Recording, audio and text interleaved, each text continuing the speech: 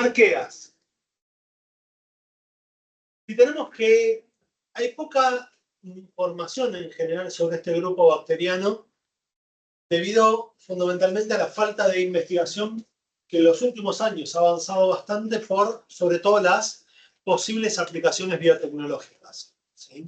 Al ser bacterias con un metabolismo tan particular, la posibilidad de utilizar esas cuestiones metabólicas para algún fin definido puede servir de algo. Entonces han empezado a investigarse bastante más. Vistas fenotípicamente, o sea, mirándolas, no vamos a encontrar ninguna diferencia sobre las bacterias. Básicamente son entre bastones y cocos las formas más típicas. Después voy a explicar qué significan, pero también pueden ser espíritus. Se reproducen por fisión binaria, igual que las bacterias, ¿sí? Y habitualmente las vamos a encontrar en lugares lo que diríamos no tradicionales. ¿Sí? Cuando digo esto, ¿a qué me refiero?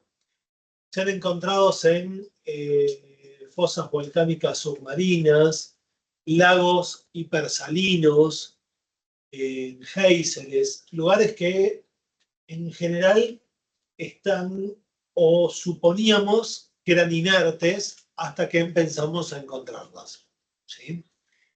Esto es algo interesante porque a nivel bacteriano empezamos a encontrar bacterias en lugares donde supusimos que no había nada. Pero ¿cómo las encontramos? Si pensamos que no había nada. Buscándolas. Y esta es una de las bases de todo lo que tiene que ver con microorganismos. No se ven a simple vista, con lo cual la única forma de hallarlos, ¿cuál es? Buscarlos. Pero si yo los busco mal, no los encuentro. ¿Se entiende el planteo? A mí me gustó una frase que escuché una vez que era como, buscar microorganismos es como cuando vos jugás al quién es quién. ¿Vieron ese jueguito de chicos? Que vos tenés que ir haciendo preguntas y que vas tachando. Bueno, si haces la pregunta equivocada, ¿qué pasa? No bajás ninguno, no encontrás, no te sirve. Bueno, esto pasa exactamente lo mismo. Cuando nosotros buscamos microorganismos, tenés que ser inteligente a la hora de elegir cómo encontrarlo. Porque si buscas mal, ¿qué pasa? No lo encontrás. ¿Sí? Bien, características particulares de las arqueas. Primero, no tienen peptidoglucanos en paredes. ¿Sí? Después voy a hablar un poco de eso, pero las paredes son diferentes. El ARN ribosomal, que es una parte fundamental a la hora de buscar filogenéticamente microorganismos, hay diferencias muy grandes en el ARN ribosomal y sobre todo también el ARN de transcripción en el caso de las arqueas, que son estructuras que en el resto de las especies están muy conservadas. O sea, lo raro que es que algo que está muy conservado en todos lados, acá como es, distinto. Por eso las separamos. No, distintos de procariota a eucariota. Sí, entre ellas, en general, tienen bastante similitud. Lo otro que tienen es el enlace éter a nivel, ya lo hemos dicho, en la membrana plasmática.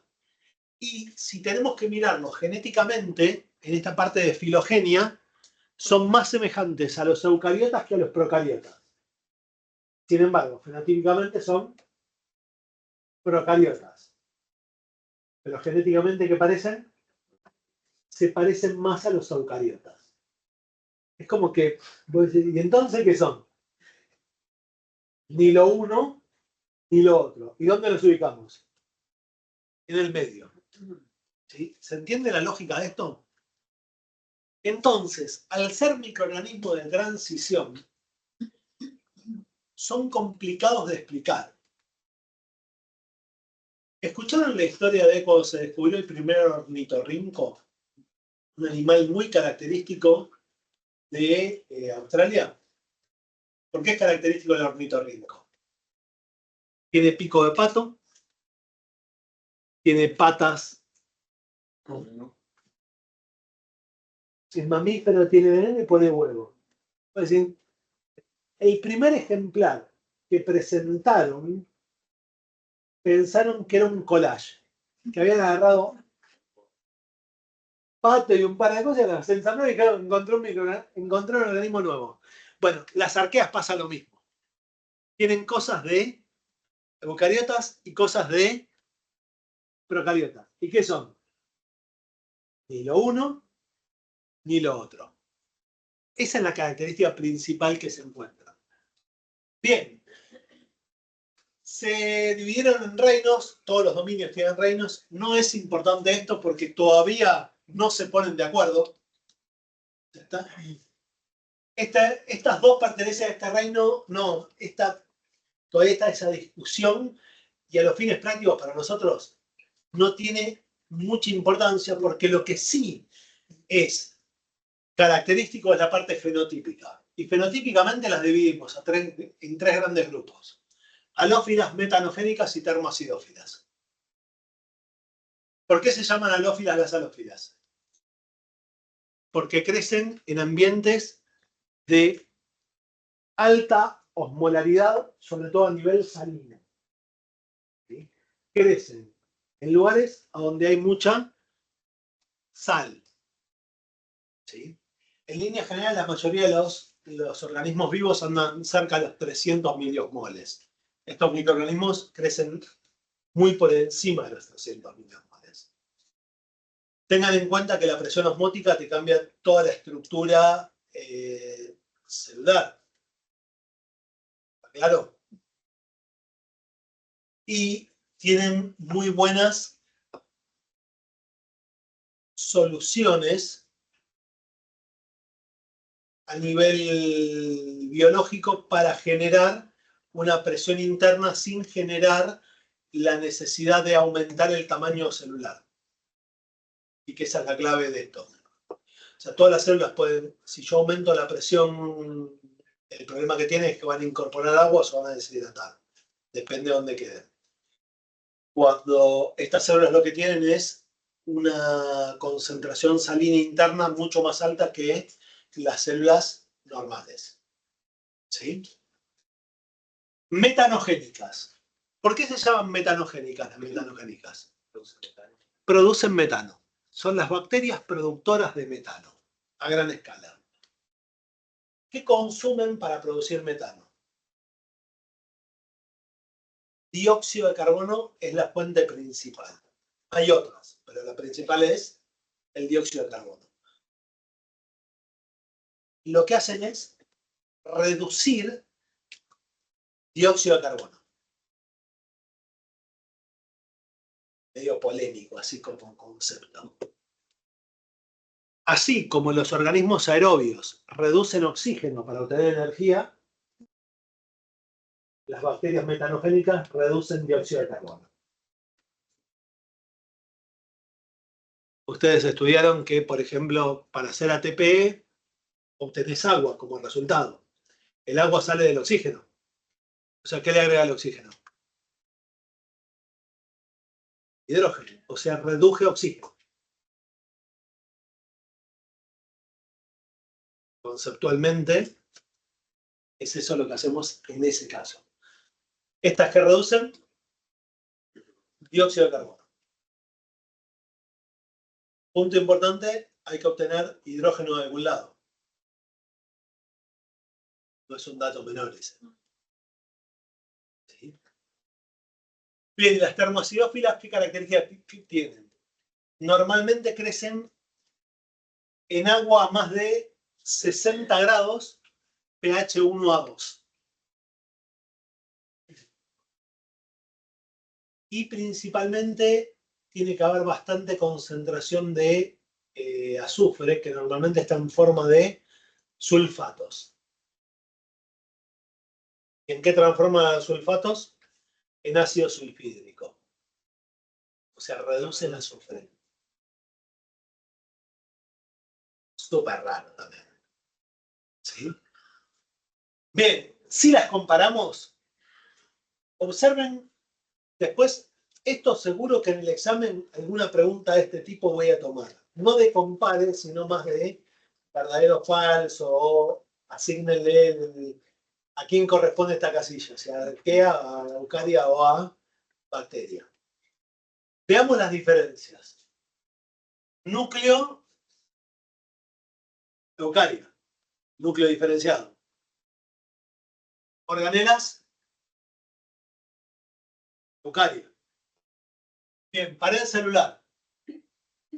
Casi siempre tienen peptidoglicanos con ácido murámico y las arqueas no tienen ácido murámico ni tienen peptidoglucanos y la eucaria dice siempre sin ácido murámico. ¿Pueden tener peptidoglucanos? Pueden tener peptidoglucanos.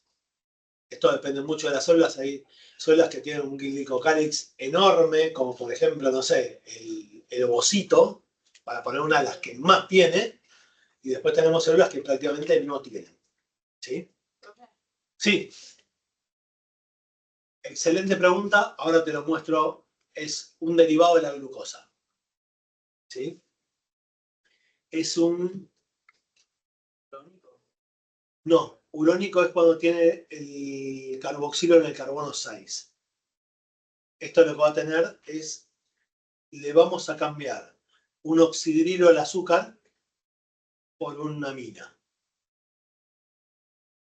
¿Sí? Después se los muestro. Porque tenemos que ver justamente las paredes de las bacterias y justamente las gram positivas y las gram negativas tienen mucha importancia en ese ácido murámico en particular. ¿Sí? También es muy importante en los eucariotas en relación con algunos factores de virulencia, algunos virus y bacterias que pueden romper el ácido murámico. ¿Sí? Bien, lípidos de membrana. En general, todos parecidos, excepto, otra vez, las arqueas con ese enlace éter que habíamos marcado. Vesículas de gas. Pueden tener vesículas de gas, tanto las bacterias como las arqueas. Hay algunos eucariotas que tienen algunas vesículas de gas presentes en la célula, sobre todo, en general, no están presentes dentro de la célula, sino la presencia de gas en los eucariotas es más del espacio extracelular. Para poner el ejemplo típico, ¿vieron los nenúfares o los lirios de agua? Esas plantas que crecen flotando, normalmente, ¿cómo hacen para flotar? Entre las células que aparecen, mucho espacio no son vesículas de gas, sino que tienen gas en el medio de las células de forma tal de, el gas es aire, en ese caso, de forma tal de que floten. ¿Sí? Pero no es intracelular. En cambio, en las bacterias y en las arqueas, ¿dónde está el gas? Dentro de la célula. Y eso les permite flotar también. Sí, es un factor de flotación. Bien. ARN de transferencia. Lo que cambia es la timina en el brazo que se conoce como TWC. ¿Se acuerdan la forma del ARN de transferencia que tiene un rulito acá arriba? Siempre lo dibujamos igual como una T. En ese rulo, ahí arriba, debería haber timina en todas las especies que hay. Una timina en un lugar. ¿Y esto qué pasa? No la tienen. ¿Eso qué hace? Cambia la forma. O sea, tengan en cuenta que cada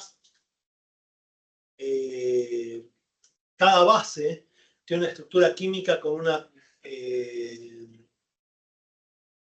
son distintas en cuanto a la polaridad. Eso lo que hace es cambia toda la forma del ARN de transferencia. A todas no. Cambia una parte. Bien. También los eucariotas tienen timina presente. Sí. En el de lípidos de membrana sería éter. El arquea éter. Sí, está mal escrito acá. No sé por qué la pifié. Sí, es solo para confundir alumnos que lo pongo así. Porque a veces pongo que tiene, a veces que no, y el que no vino a clase no se entera. Bien. ARN mensajero. Fíjense que en general tanto en las bacterias como en las arqueas es policitrónico, justamente en las eucariotas no. Los eucariotas que tienen intrones. Intrones, exones. ¿Lo vieron esto? ¿Les suena? Bien. Bien.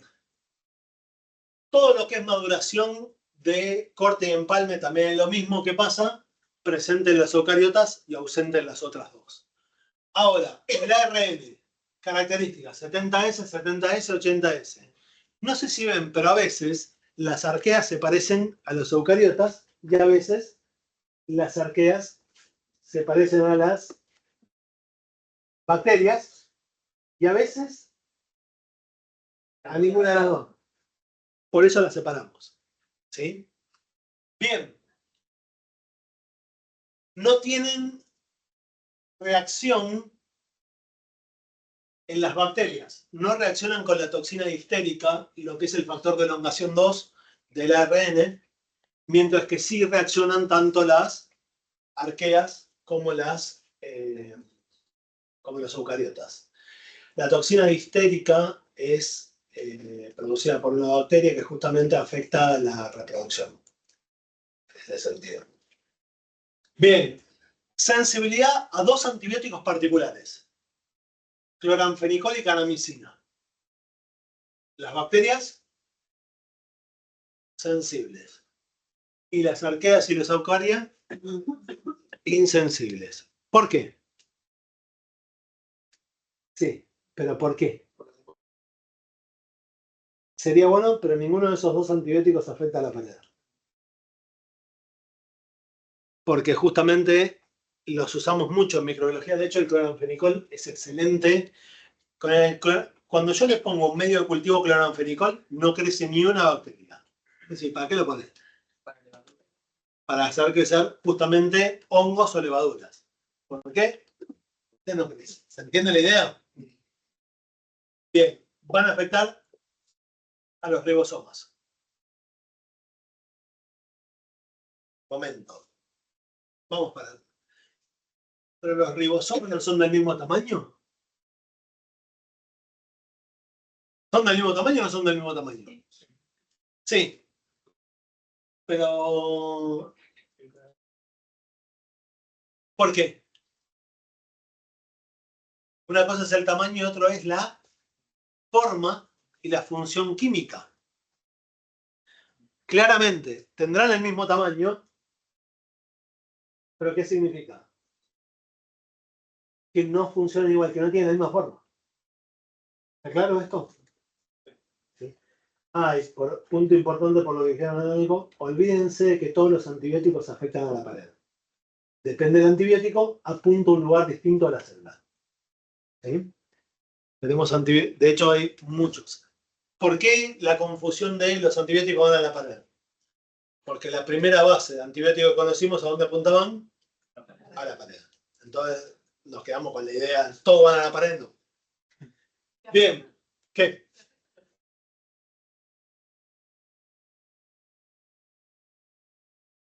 Si llegara a pasar, tenemos que atravesar la membrana mitocondrial interna. ¿Y qué onda con eso? Hay muy pocas cosas que atraviesan la membrana mitocondrial interna. Hay cosas naturales que atraviesan la membrana mitocondrial interna. La más conocida es el cianuro. El ion cianuro atraviesa la membrana mitocondrial interna. De hecho, se coloca en la membrana mitocondrial interna de ambos lados, impidiendo la salida de protones. O mejor dicho, permitiendo que los protones salgan y entren de cualquier forma. Básicamente, cuando tomás cianuro... No, te deja más... vas más para el lado del naranja cuando tomás cianuro. Sí, no... te tira el zanahoria, levantás mucha temperatura y te morís rápido. Bastante efectivo, no hay antídoto para eso. Al general te morís en, depende de cuánto tomes, 1 o 2 minutos. Es buenísimo. Bien, otra vez. Anisomicina. Esto está dentro del grupo, si lo tomáramos como uso farmacéutico, está más del lado de un antitumoral. Va por ese lado. Y otra vez, fíjense las características. Sensible, porque afecta al ribosoma. Sensible, porque afecta al ribosoma, pero los ribosomas son 80S y 70S. ¿Qué significa ese 80S y 70S? ¿Se acuerdan? Sí, donde se terminan por... ¿Qué tan rápido sedimentan? Va por el lado de cómo sedimentan. Claramente, si uno es 70S y el otro es 80S, sedimentan igual. Sin embargo, Una similitud. tienen que tener alguna similitud en algún lado. Entonces, otra vez, me meto con a qué se parecen las arqueas. A veces a las bacterias, a veces a los eucariotas.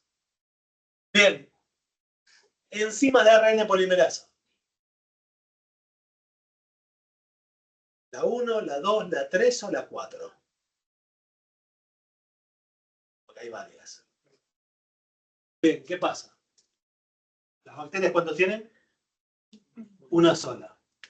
¿Las arqueas cuántas tienen? Vamos bien. En general no tienen más de 3, pero es raro que tengan una sola. ¿Y los eucariotas cuántos tienen?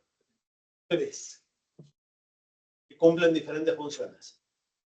Ya las van a ver, si en genética les van a torturar con eso seguro. Bien. Estructura del ARN polimerasa. Un patrón subunitario simple de 4 subunidades, este de 8 a 12 subunidades y este de 12 a 14 subunidades. Básicamente, ¿qué estoy diciendo? Que todas tienen... Sí, son... ¿Qué estoy hablando de subunidades? ¿Vieron los polipéptidos que forman una proteína que tiene estructura cuaternaria? Bien. Para que tengan proteína, para que tengan una estructura cuaternaria, ¿cuántos tienen que tener? Al menos 2. La hemoglobina tiene 4, la mioglobina tiene 2.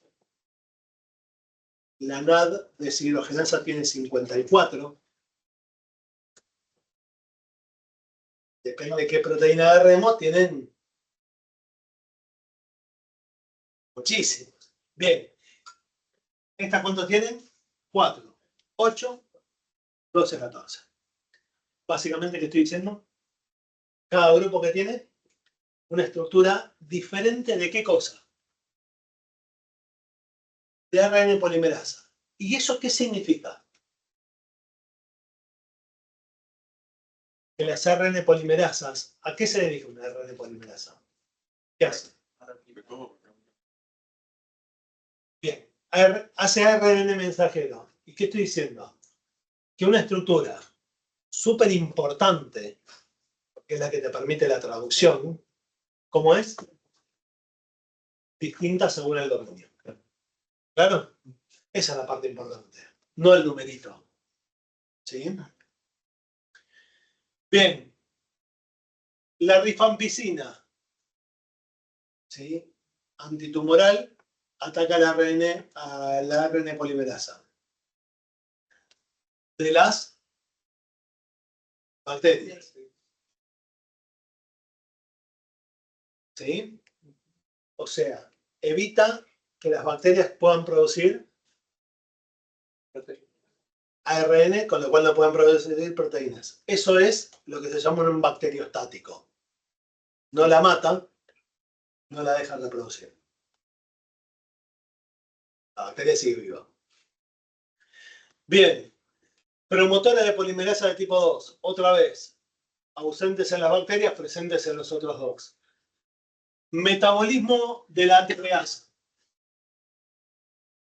En general, todos los metabolismos de ATPasa. Fíjense que cambian. Las bacterias son distintos al resto. Ahí cómo funciona por ejemplo, la fosforilación o la desmilación de las distintas ATPasas. ¿Sí? Como mecanismos principales. Metanogénesis. El metabolismo que produce metano, ¿quién lo hace? únicamente las arqueas. Entonces, todo lo que vean que produce metano, ¿qué tiene incluido? Arqueas. Entonces hablamos del biogás. ¿Quién lo produce? Las arqueas. Pero normalmente, ¿qué se dice? Son bacterias. Puedes decir, bueno, pero son más o menos lo mismo. ¿Está claro que no? Fijación de nitrógeno. Bacterias y arqueas. Fotosíntesis basada en clorofila.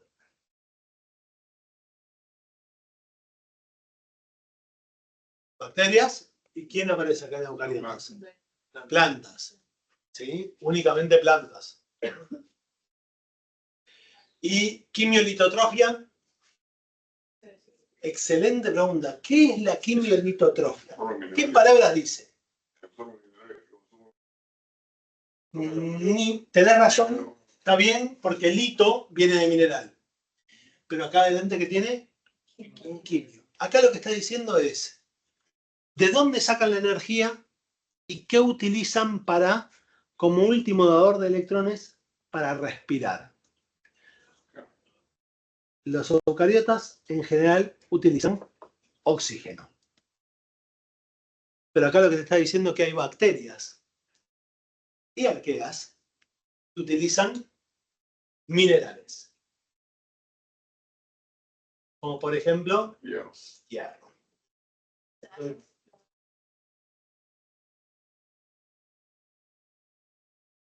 En realidad utilizan minerales, producen minerales de objeto de reducción, como por ejemplo ácido sulfídrico en el caso de algunas arqueas, o en el caso del metano, que pueden utilizar algunos carbono directo para reducirlos.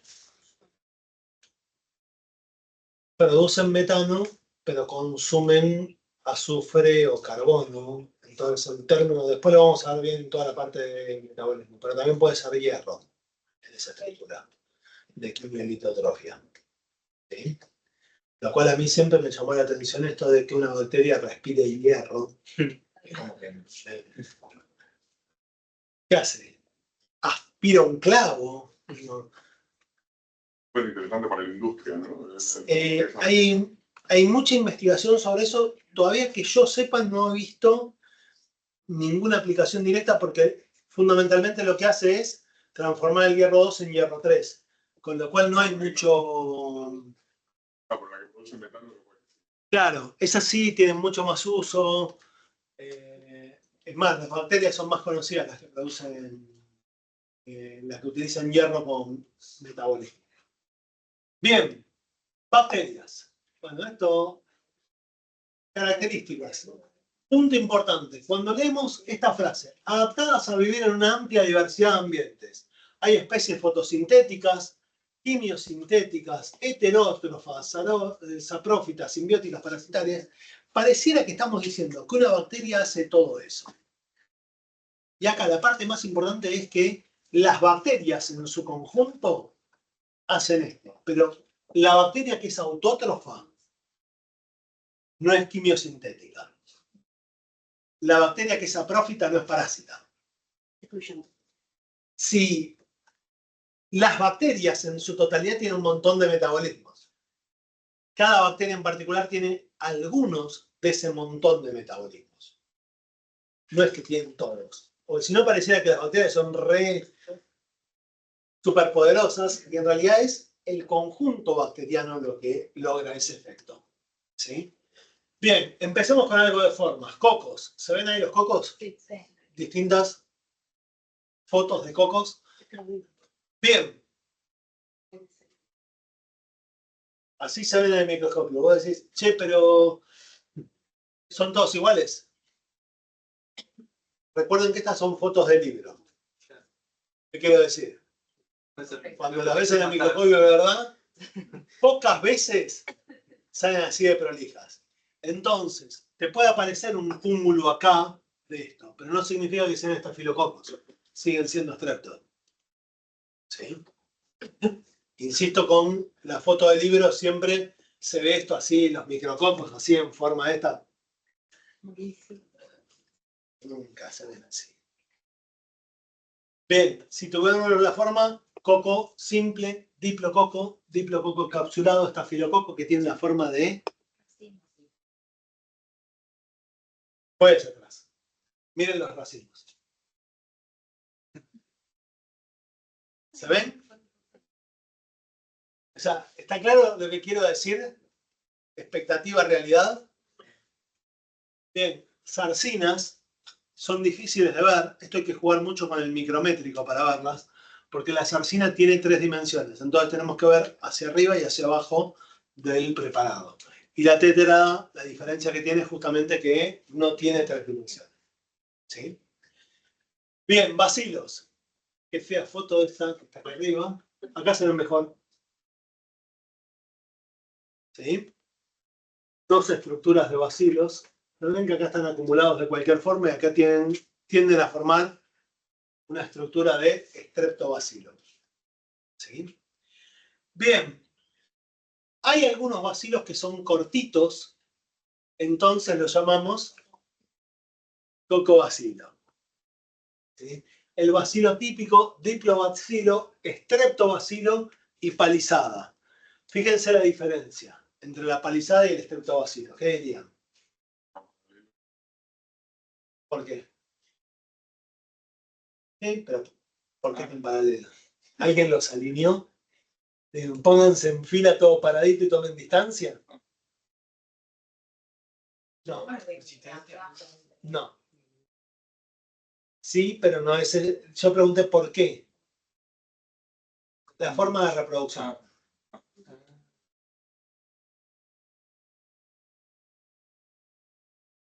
Este no es redondo. Este es como redondo alargado. Entonces, me está jodiendo. ¿Cuál es la diferencia? Yo entiendo.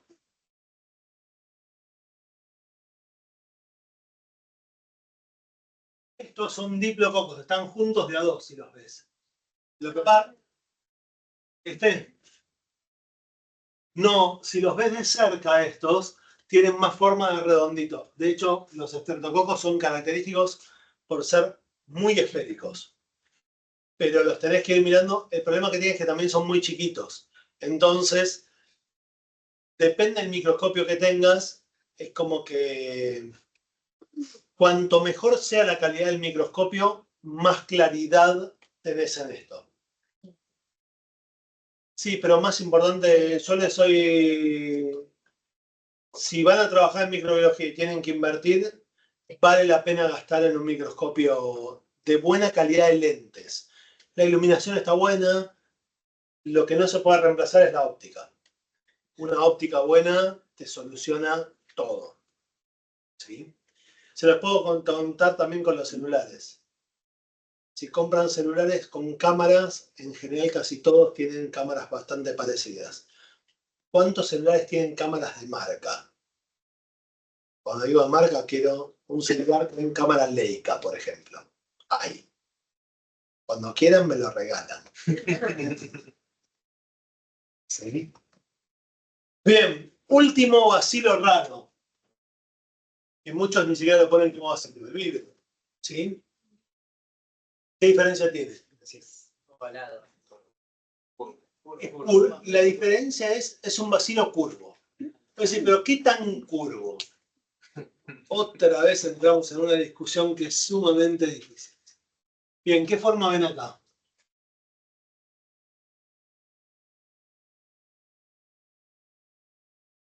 Esta es la línea. Salen todos radiados. ¿Lo ven? Esos son actinobacilos. Sí. Actinobacilos. Pero no estaba. Por ejemplo, el actinobacillus lignidesi. Tiene ese tipo de formas. Causante de una enfermedad que se conoce como lengua de palo. ¿Qué significa que es como ramificado? ¿Eh? Que es como ramificado. Sí, cambia la forma. ¿Y a qué se debe la ramificación? A la forma de reproducción. Entonces, vos decís, bueno, pero está ramificado. ¿Cuál es la diferencia? ¿La diferencia cuál es? La forma de reproducción es otra. Metabólicamente, ¿son iguales? Genéticamente, ¿van a ser iguales? Si su fenotipo no es igual, el fenotipo sea igual, sería raro. Este tipo de sutilezas son las que buscamos a la hora de diferenciar a las bacterias. ¿Está claro? Veamos otras formas. Fusiforme. Rarísima esa bacteria. Helicoidal.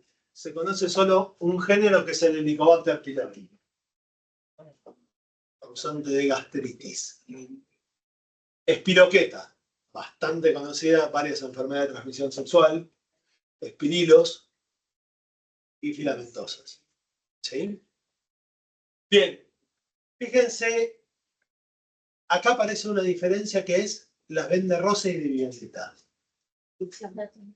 Lo único que cambia es la tinción generada por Henry Graham, que es más, cuando la presentó Graham en un congreso de microbiología dijo, bueno, se me ocurrió esta tinción que sirve para esto, pero bueno, solo me permite, lo probé en un montón de cosas y solo me servía para diferenciar dos grupos.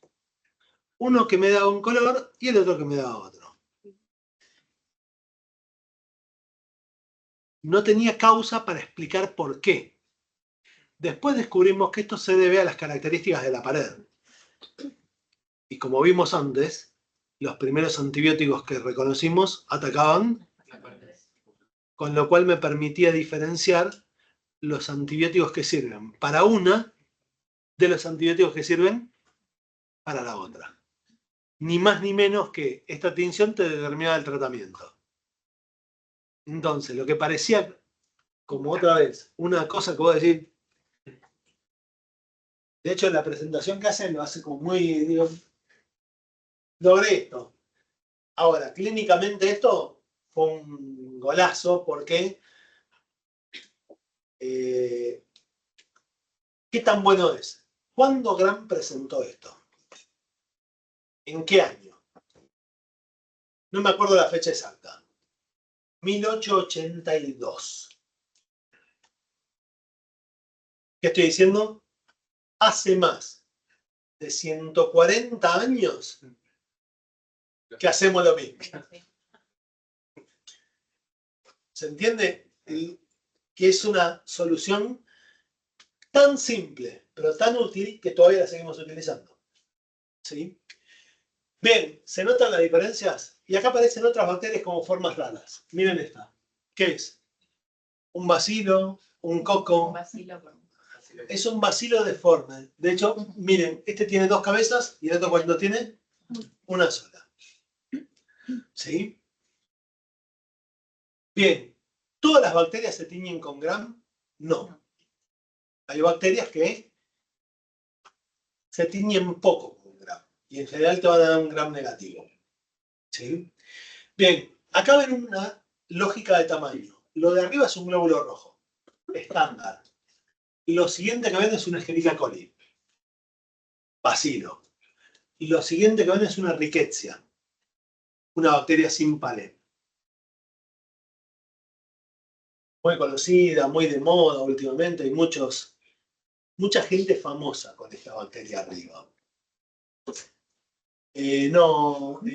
Sobre todo la fiebre de las montañas rocallosas, la fiebre Q.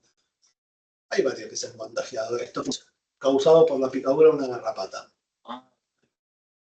Lyme también, van todas por ese lado, Rickettsia. Mira el tamaño de la Rickettsia, que es una bacteria. Lo que viene abajo es un poxvirus, causante de la viruela. O sea, es más chico. Pero no es tanto más chico. Influenza virus, causante de... Bien. Un bacteriófago, una bacteria que afecta a... Perdón, un virus que afecta a bacterias. Lo dije mal. Virus del mosaico del tabaco. Y el virus de la polio, que es uno de los más chicos conocidos. Si se ven los tamaños son... No, es esta línea que ves acá. No, es línea de los virus. Es el primer virus conocido, como tal. ¿Se acuerdan cuando hablaba del... Sí. Era ese. Bien. ¿Se acuerdan de las partes fundamentales de la bacteria? No me voy a detener ahí, todo esto lo pueden leer, que son para qué sirve cada cosa. Ya lo vieron en un video. Me quiero detener por ahí en algunas partes importantes. Cápsulas. No todas las bacterias lo tienen. Es de glucocálix y le permite adherencia. Y las cápsulas, en muchos casos, inhiben la respuesta inmune. Entonces son factores de virulencia las cápsulas en las bacterias. Algunas bacterias, dependiendo de las condiciones, pueden o no generar cápsulas. ¿Ah?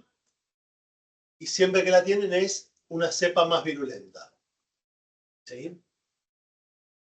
Una de las experiencias más importantes, la vamos a ver después en la parte de genética, es justamente la habilidad de una bacteria de captar genética de otro, del ambiente, para generar cápsulas. Bien. ¿De qué están hechas las cápsulas? De muchas cosas. Una de las más conocidas es la del Bacillus anthracis. ¿Le suena el nombre del Bacillus anthracis? Causante de una enfermedad conocida como anthrax, carbunclo, grano malo o enfermedad de Cumberland. Tiene un montón de nombres. ¿Sí? Muy conocida. Si la googlean, probablemente la CIA ya los taguee. Sí. Un posible terrorista. ¿Sí? Porque es una bacteria que se ha desarrollado como para... Es tan eficiente matando animales y personas, sobre todo ataca a los animales. De hecho hay vacuna, ¿sí? Pero la bacteria, en los casos más graves que afecta, aún animales vacunados los mata a los niños. ¿Qué se mandaba por cartas que eran Sí, esporas? esta es la que mandaban por carta. Esporas. Esporas, sí, porque además forma esporas. Cuando vos las respirás, se genera el desarrollo y germina en el pulmón, generando a nivel pulmonar hemorragias pulmonares que te permiten vomitar sangre y contagiar más. Fue lindo. Muy de... Tenía que ver Era con re bien para películas. ¿Tenía que ver con las endosporas, profe, eso? O... Sí, Ah. en realidad la endospora, recuerden que es una forma de resistencia. Esa Ok. forma de resistencia lo... Bien.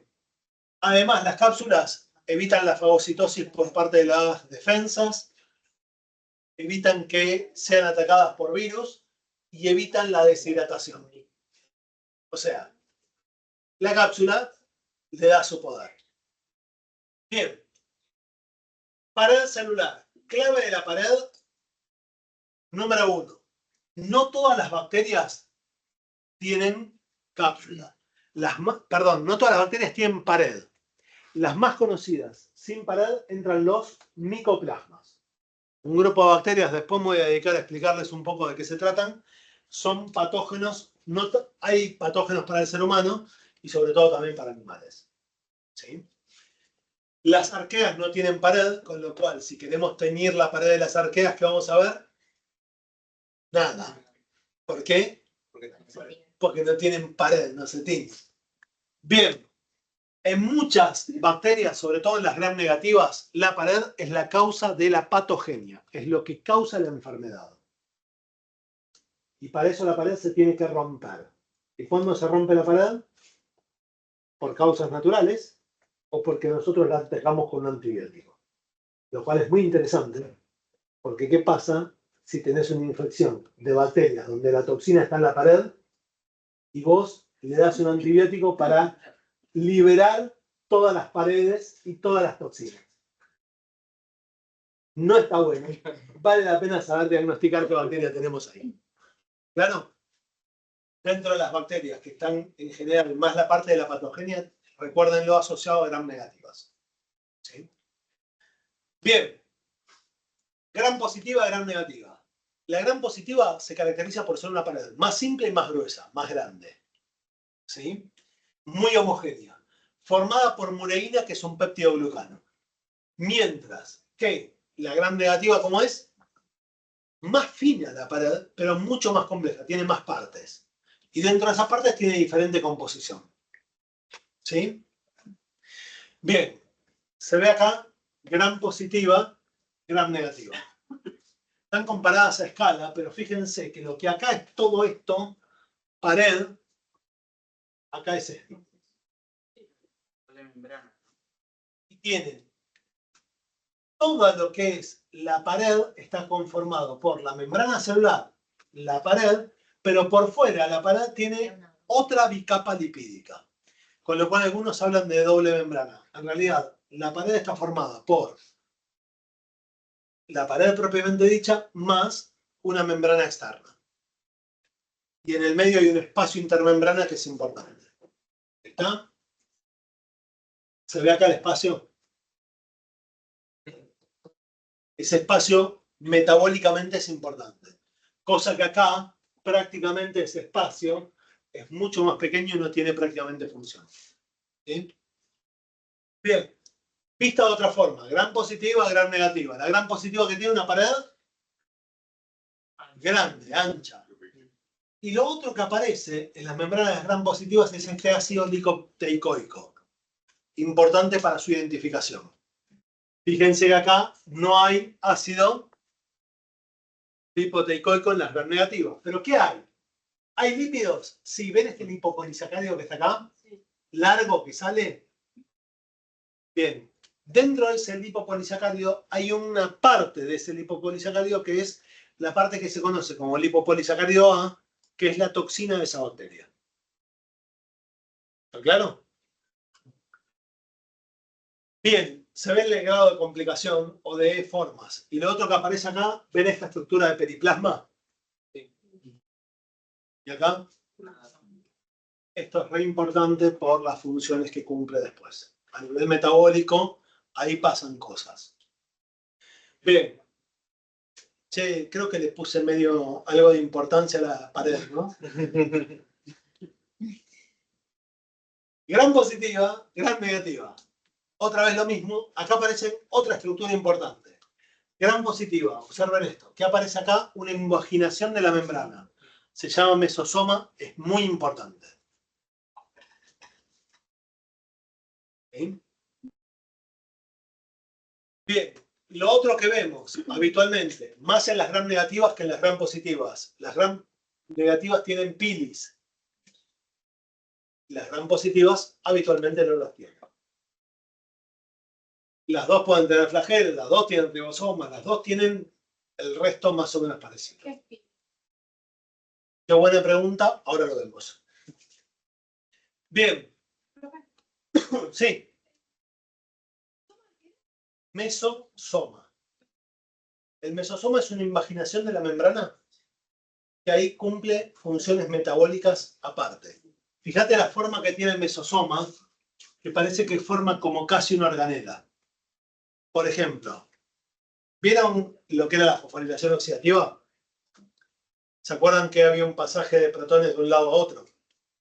Para que haya fosforilación oxidativa necesito dos lugares, una adentro y una afuera. Pero es una única célula, no hay mitocondria acá. ¿Cuál es el adentro y el afuera? El mesosoma. Entre otras cosas. Si miran lo mismo, pasaban cosas en el ciclo de la urea o en el ciclo, hay varios de esos. ¿Sí? Sobre todo también todo lo que es la producción de fijación de nitrógeno y eso también va por ese lado. Todo pasa en los mesosomas. Bien. ¿Qué función cumple el espacio periplásmico de las gram negativas? Absorber nutrientes. Quedan ahí para que después, en función de lo que aparezca ahí, la célula tiene señales que las introducen y sintetizan transportadores o exoenzimas que permitan la digestión. ¿Sí? Una bacteria normalmente no va a digerir el almidón adentro de la bacteria. Es medio obvio, pero si ven el tamaño del almidón contra el tamaño de la bacteria, tendría que meter... Entonces, ¿cómo hace para digerir el almidón la bacteria? ¿Con qué? Pero es interesante el dato. La corta con enzimas. Genial. ¿La enzima dónde está? Adentro. Y la tiene que... Exactamente. Exacto. ¿Claro el concepto de esto? Estructura del peptidoglicano. Bien. Estructura del peptidoglicano, me voy a quedar con algunos detalles acá que aparece. L-alanina y D-alanina, y acá aparece un ácido, también mesodiaminopimélico, que es este ácido en particular, que lo que quiero decir es que aparecen cosas raras. ¿Cuáles son las dos cosas raras? Un ácido que nunca escuché, y el que sí me interesa que sepan que es la D-alanina. Todos los aminoácidos habitualmente en todas las especies son L. ¿Acá qué son? Hay L y hay D. Tienen los dos. Bien. Parte de la estructura, esto se lo dejo para que lo lean porque es simplemente ver más parte de la estructura. Bien. El lipopolisacárido de membrana, ¿lo ven acá? Que está en la membrana externa de la pared. Bien. ¿Qué función cumple ese lipopolisacárido? Los anticuerpos atacan proteínas habitualmente. Detectan proteínas. Las gram negativas que tienen por fuera, una membrana lipídica. Si tienen una membrana lipídica, a los anticuerpos se les complica detectarlas. ¿Me entienden? ¿Eso significa que no pueden detectarlas? No, pero la respuesta inmune es más lenta. Lo otro que tienen es la función esta del lípido A, que ya les había nombrado antes, que funciona como una endotoxina cambiando el metabolismo de las células propias del huésped. ¿Sí? Comparación de las dos. Se las paso para que las lean. ¿Sí? Esto está muy fácil de tomar en un choice, por ejemplo. Bien. Le sigo dando importancia a la membrana. Bien. ¿Está claro? Vuelvo a decir lo mismo. Bien. Membrana de la célula eucariota. ¿Se acuerdan que la célula tiene un mosaico, funciona como un modelo de mosaico fluido? Bien, gracias a qué. Al colesterol. Muy bien, en eucariotas. ¿Y acá qué tengo? Bacterio o panetol. ¿Qué distinto qué? ¿Qué tan distinto es el colesterol? El colesterol tiene una estructura de ciclopentano peridofenantreno. Súper obvio. Bien, tiene 4 anillos. Que son estos 4. Este tiene 5. O sea, es parecido, pero distinto. Dicho de otra forma, las bacterias no tienen colesterol, sino que tienen una estructura parecida que cumple las mismas funciones de mosaico fluido. Bien, la membrana por el resto funciona exactamente igual que las membranas eucariotas con menos diversificación. ¿Sí? Punto importante que quiero destacar, dentro de las membranas hay receptores de membranas que funcionan quimiotácticamente. Las bacterias detectan concentraciones de determinadas moléculas y se mueven en ese sentido o en el sentido contrario. Por ejemplo, solo para Escherichia coli hay 4 receptores ya conocidos que si aumenta la concentración de uno, la bacteria se acerca a eso o se aleja. ¿Sí? A mí siempre me llamó la atención la detección de señales a tan bajo nivel. Es como detecta una molécula, siente, si lo quieren mirar, siente el gusto. ¿Sí? Bien, mesosomas, ¿se los había nombrado? Bien, función importante de los mesosomas. Fotosintéticos, ¿sí? Y actividad respiratoria importante en las bacterias nitrificantes. Bien, ¿se ve acá esa fotografía electrónica pintada? Aviso que está pintada, no se ve así en la vida real. Bien, esto que ven acá, esta estructura así grandota, ¿la ven? Eso se llama piruvato de deshidrogenasa. Es la enzima que transforma el piruvato en acetil-CoA. Bien, ADN polimerasa. ¿Sí? Ahí unidas a proteínas. Ribosomas, que se ven acá, estos. ¿Sí? Glicocálix, ahí se ve todo el flagelo. ¿Se ve la idea de esto? ¿Sí? La matriz intracelular, ¿qué es? Una bolsa con un líquido intracelular que adentro acá aparecen todas las enzimas, todo el metabolismo. Acá no hay retículo endoplásmico, acá no hay organelas que separen las funciones bioquímicas. Esto es importante por algunos principios básicos, como si la célula está degradando glucosa para obtener energía, claramente no puede estar utilizando energía para sintetizar glucosa. Los mecanismos no pueden ser, digamos, si funciona para un lado, no puede funcionar para el otro. ¿Y las bacterias?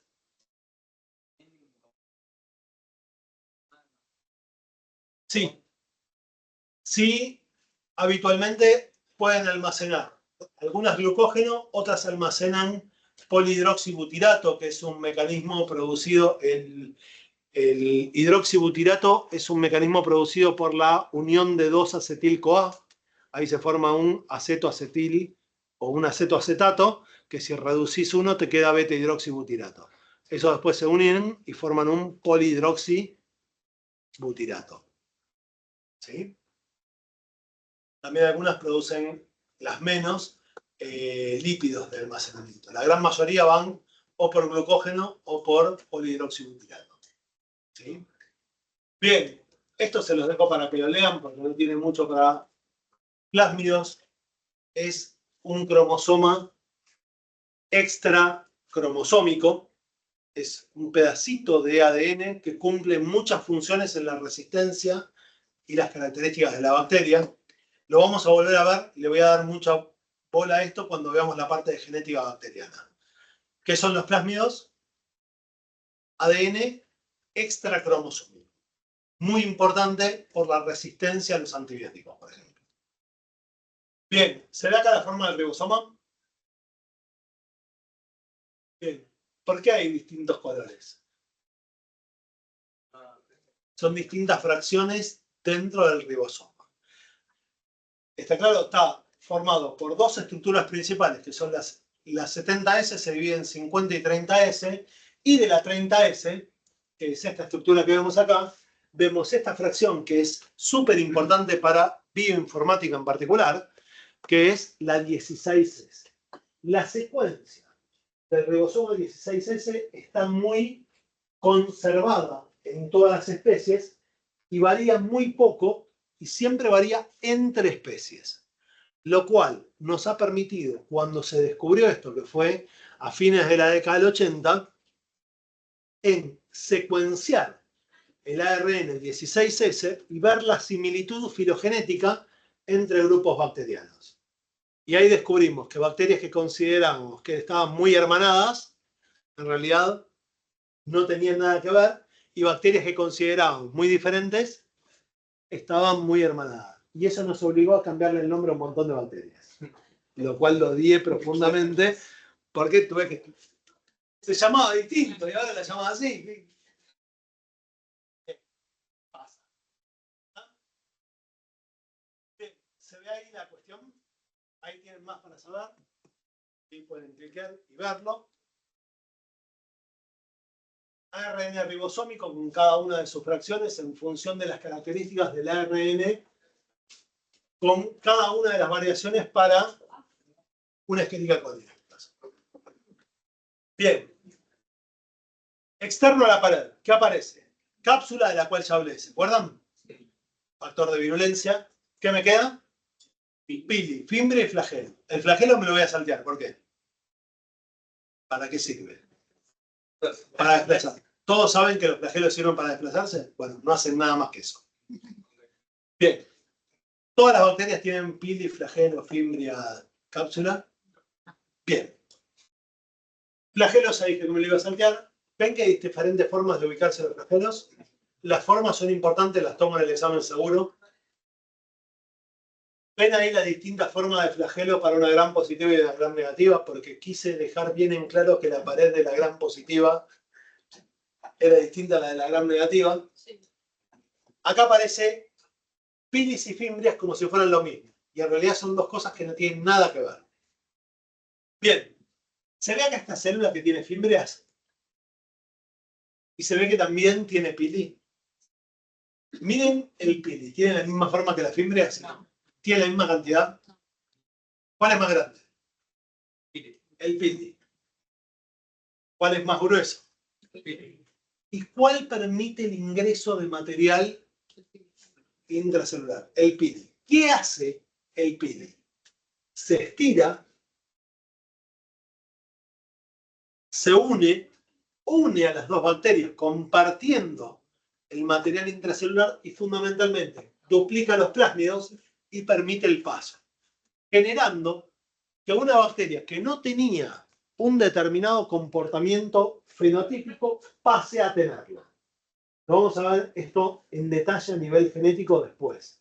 Pero lo que quiero decir es como si le pasaras una propiedad. ¿Cuáles son las propiedades más estudiadas en este sentido? La resistencia antibiótica.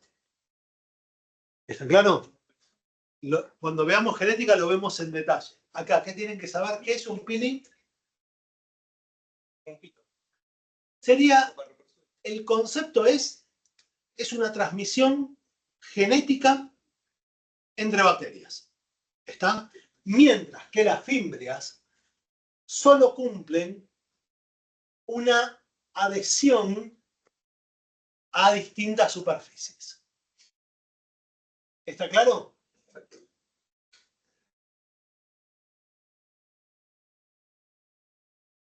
La principal condición de las fimbrias, ¿cuál es?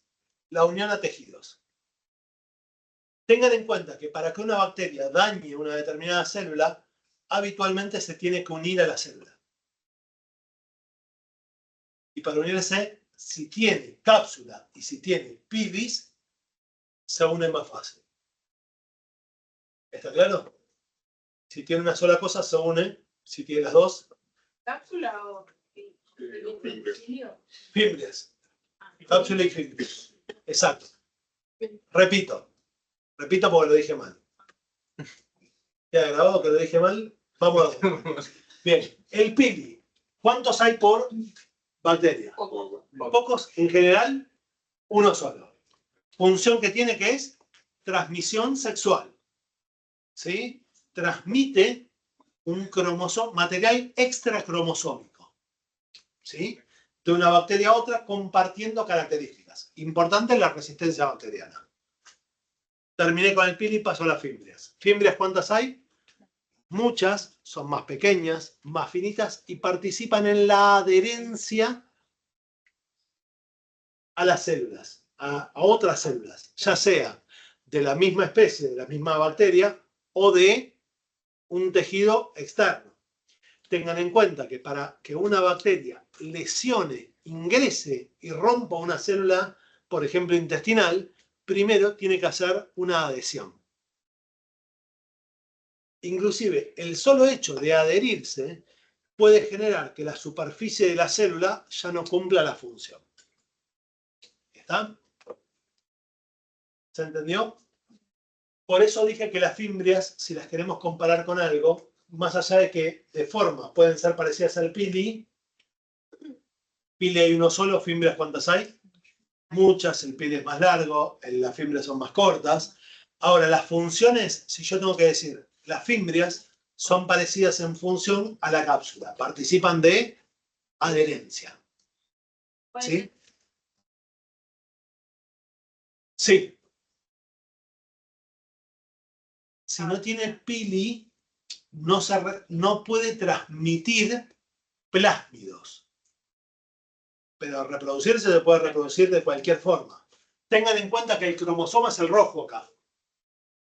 El material genético principal, lo que define que esta bacteria sea esta bacteria, ¿qué es? Lo rojo. ¿Esto qué es? Un plásmido adicional. ¿Todas las bacterias tienen plásmido? No. Es más, todas las bacterias ¿Las bacterias que tienen plásmido tienen uno solo? No, pueden tener varios. Se reproducen aparte y se pueden transmitir de a uno o en tándem. Solo tienen pili los que tienen plasma. Dentro del plásmido, normalmente hay, después nos vamos a meter, pero dentro del plásmido hay una parte del plásmido que es fundamental, que es la que permite que la ADN polimerasa lo duplique. Pero además, dentro de esto tiene que estar el factor de síntesis que te permite hacer la elongación. Vamos a poner en otros términos. Piénsenlo de esta forma. ¿Por qué la bacteria quiere este pili acá? Porque tenía ganas de reproducirse, digo, tiene ganas de hacerlo. Y en realidad, no, a todos les queda claro que las bacterias no tienen voluntad. Digo, no es que dicen, ay, tengo ganas de pasar mi genética y donarla a otro. Digo, no funciona así eso. Entonces, ¿qué hacen? La bacteria lo que tiene que es una codificación genética que le permite hacer esa elongación y que le permite fundir la membrana. Fíjense que para fundir la membrana tiene que primero también doblar lo que es la pared. O sea, es una fuente de energía bastante importante que hay que gastar ahí. Lo que permite eso, ¿qué es? Que luego se duplica el material genético del plásmido y el material genético del plásmido luego ¿dónde queda? En dos bacterias que ahora las dos pueden sintetizar los pili. Pero siempre en los pili hay una donante y una receptora. ¿Sí? Es más, antiguamente se las llamaba macho y hembra. Donante al macho y hembra a la receptora.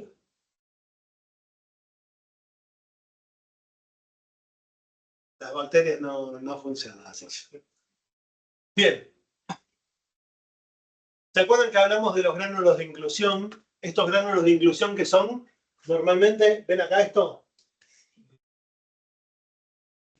Esa bacteria tiene vesículas de gas, la de abajo tiene polihidroxibutirato, lo decíamos como fuente de energía. ¿Sí? Ya hablé de la quimiotaxis. Me queda ver toda la endospora bacteriana que la vemos. Si llegamos después del laboratorio lo vemos y si no lo vemos en la próxima clase. Bien, con esto, fíjense que me queda ver espora, que le puse muchas ganas a la espora. Comparación y, por último, ¿qué vamos a hacer la semana que viene? Laboratorio. Cuestiones importantes del laboratorio de microbiología. Vamos a tener que empezar a trabajar en un laboratorio de microbiología que es diferente en algunos aspectos a otro tipo de laboratorio. Vamos a trabajar con microorganismos siempre de poco peligro. Pero la idea es entrenarlos para que trabajen con cualquier tipo de microorganismo. O sea, vamos a trabajar con... O sea, si tocamos algo que no debemos, no pasa nada. Pero tengan en cuenta que si fuera otro lugar, sería un problema enorme. Cuestiones importantes. Tienen que traer guardapolvo, pantalón largo, zapatos cerrados, pelo recogido. ¿Sí? Lo ideal sería que usemos cofia. Habitualmente sería lo ideal para todos los casos. En el caso de barba, deberíamos usar barbijo y cubre barba en microbiología. ¿Está claro? Dos cosas acá adelante, no una. El que quiere hacer microbiología y tener barba, se la banca. Y si no, es simple. Se afeita. ¿Sí? No hay nada que no arregle la afeitada. ¿Dudas con esto? Bien, nos vemos entonces el jueves que viene. Nos encontramos directamente en el laboratorio a las 10:30, piso 9. 9º piso. Las dos cosas. Tomo habitualmente Choice y a desarrollar. Nos vemos. Chao, gracias. Buen fin de semana.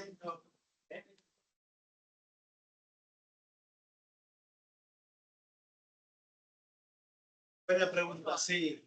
Todos los laboratorios, sí, me olvidé de avisarlo, pero sí, todos los laboratorios van con parcialidad. Y vamos a ver. No. ¿De qué es el parcialito del laboratorio? De lo que vamos a hacer en el laboratorio. Si fuera por mí, si decidiera yo, el que no aprueba el parcialito no entra al laboratorio. No son esas las reglas. El parcialito va a influir en la nota del parcial, pero tengan en cuenta que lo que yo busco con el parcialito es que ustedes sepan a qué vienen al laboratorio. O sea, les vamos a subir el material de lo que vamos a hacer y lo que pretendemos es que lo hayan leído. Si leyeron el material para lo que vamos a hacer en el laboratorio, deberían aprobar el parcialito. Fíjense que no les estoy pidiendo ni siquiera que lo estudien, que lo hayan leído, que sepan a qué vienen al laboratorio. TP1, ¿no? ¿Cuál es? El TP1. TP1. Nada más que TP1 esterilización. Ya está subido el material. El material ya está subido. ¿Ah? Hay un cronograma, porque yo me olvidé de subirlo. Sí, está Puse todo el cronograma, puse toda la laboratoria y por lo que vos me estás contando no subí el cronograma. Sí, está en la carpeta, pero no el archivo.